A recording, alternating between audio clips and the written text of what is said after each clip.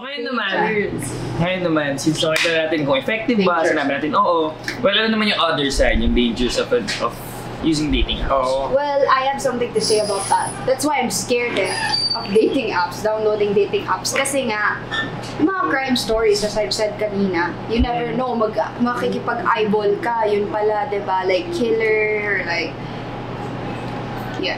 Grabe yung eyeball. Or sex traffic. Grabe, no? Makikipag-eyeball. Makikipag-date ka Eyeball? Hindi mo alam, just go to the CR lang. And then you left your drink and then they put something. And then pag ibalik mo, kainom mo, they're just gonna like bring you home and then do whatever. Yeah. Totoo naman. Dapat verified yung profile na guidelines lang for everyone na magagamit ng dating app.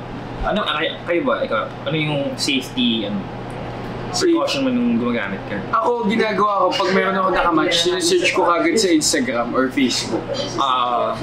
Pagka-match ko, rekta kagad sa Facebook, tapos, check ko. Tapos ginagawa ko, nagpapasend din ako ng profile nila. Picture kasama kutsara yung mga ganun. Or ID. Para sure ball. Sure ball, no? Mag-thumbs up ka nga. Ganun, picture siya, thumbs up. Parang totoo, legit to. Basta ako suspicious yung profile. Huwag nyo na i-click, guys. Basta maging responsible. Yes. Yun lang yun. Using the dating app. And siguro make sure nila na bago nila kitain, at least meron na silang background dun sa tao na yun. May alam sila tungkol doon.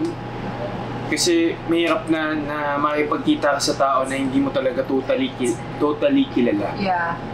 And also, if you're meeting for the first time, siguro magsabi ka sa kakilala mo kung saan ka pupunta. Or better yet, magsama ka ng kasama mo na hindi naman kailangan nandun sa date. Pero yung makikita lang kung nasaan ka, kung ano nangyayari. And meet in a public place.